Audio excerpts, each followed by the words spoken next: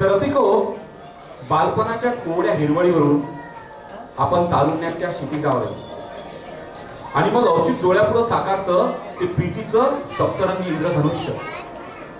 आपल्या भाषांची पण एक गंमतच आहे. म्हणजे वेगवेगळ्या भाषांमध्ये जे शब्द आहेत प्रेमाला, प्रेम, इश्क, प्रीत, प्यार, लव, हे सगळे अडीच अक्षरांचे.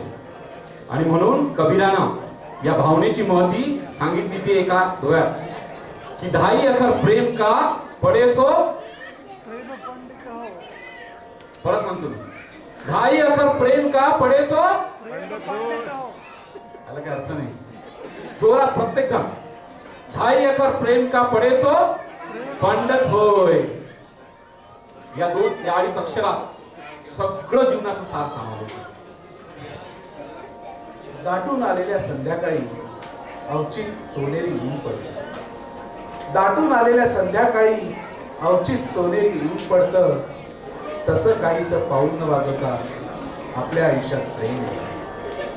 या प्रेमाची अलवार चाहूल लागलेल्या तिच्या मनात मग सहज शब्द उमटतात.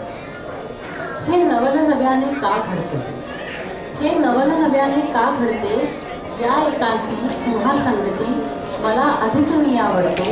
हे नवल नव्याने का घडते. शब्द सूर हे येते कुठुनी, शब्द सूर हे येते कुठुनी, मला मुकीला सुचती गाणी, अंगी भरते नवी थिटाई, लाज लाज अवघडते.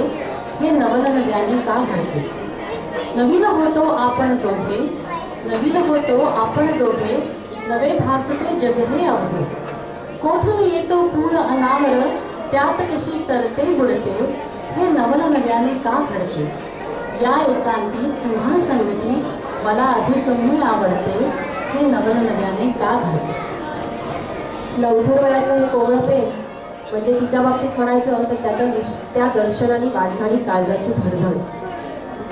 तर त्याच्या बाबतीत म्हणजे पान टपरीवाल्यांकडे महिनोन महिन्याची उधारी, पण तिच्यासाठी चंद्रही आणण्याची एका पायावर तयारी, असा काहीसा प्रकार असतो. एरवी रोख ठोक भाषा बोलणाऱ्या त्याच्या शब्दातूनही आता अलगद कविता उतरू लागते. तुझं